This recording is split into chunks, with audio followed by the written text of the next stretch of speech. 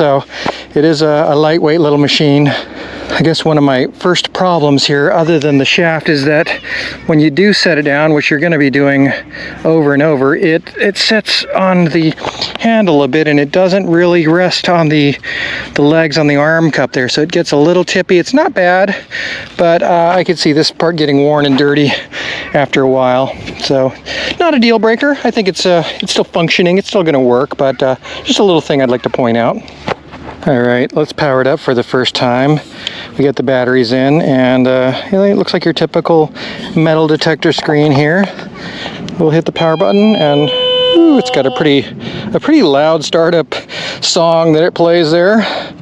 And let's switch cameras so you can get a closer look at the screen.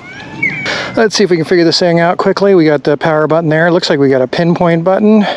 This is probably like an all metal button, I'm going to assume, down there. We got our plus and minus for different functions. I'm sure it's like volume and sensitivity. We got the discrimination button and the set button here. So quickly I'm going to look at the screen. I've got good battery, I've got sensitivity here, no depth reading, got some volume, and it looks like I've got a dial here with some target IDs on it. It looks like it's got nails and coins mainly, pull tab, and it looks like maybe bottle cap in there. So first thing we'll do is let's see what the plus and minus do. And that, I'm not sure. Let's see. That does sensitivity, so oops, maybe we have to hold it. Oh, there we go.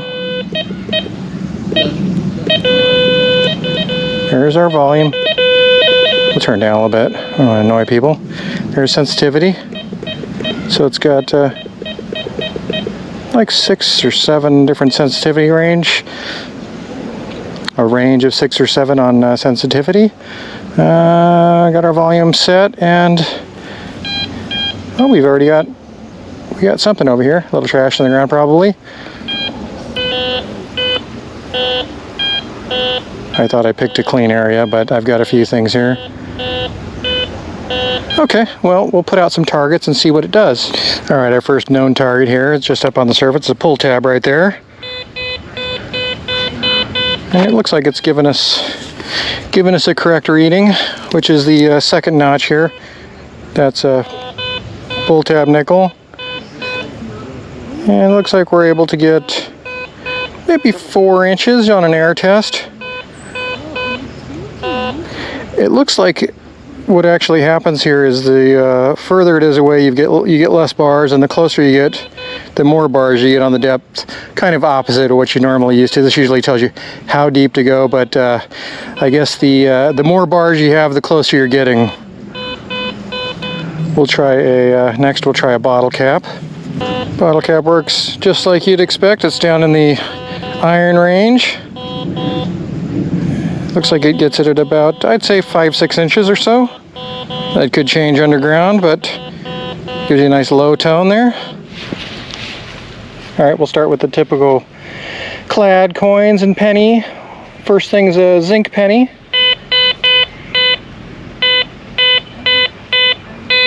And that's correct. What do we got here? A nickel.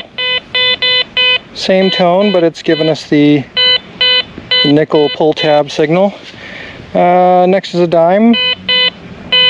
Also same sort of mid-tone with a dime. I'm swinging like 3 inches above. And we've got a quarter. And a quarter is a high tone, and it's identifying that correctly as well. All right, next test we're going to do is a tungsten, a silver 925, and a 14 karat white gold ring. All right. It is coming up as a ring, and a ring penny on the tungsten. Silver, nice high tone. And gold, real low. And out of curiosity, we'll try it on a couple silver coins here. We got a silver half, silver quarter, and a silver dime. All right, silver dime. Same as a clad dime. Silver quarter. High tone quarter also. And silver half. Also still showing quarter. I'm not quite hitting that last 50-cent segment. I don't know if it's because it's silver or not clad, but we're getting a nice high tone there. Looks like about 6 inches All right, so I dug like a 2 to 3 inch plug here. We'll drop the quarter in like that. We'll lay it down nice and flat, and we'll flop the plug over. Let's see what that does. Stamp it down. Okay. Pretty good. I'm up above, like 2 inches above the grass there, and 3 inches down, so like 5 inches. And as our strength increases, or as our depth does better, it looks like it jumps down lower. This conical coil like this, you've got to be centered over a little better than your typical double D coil, but it's centering pretty good. So we've got it right in the center of that plug there, and then we try the pinpoint. It looks like, I think you have to hold the pinpoint down. Looks like that works pretty good too.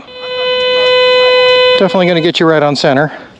Not bad, I'm surprised. Working a little better than I expected.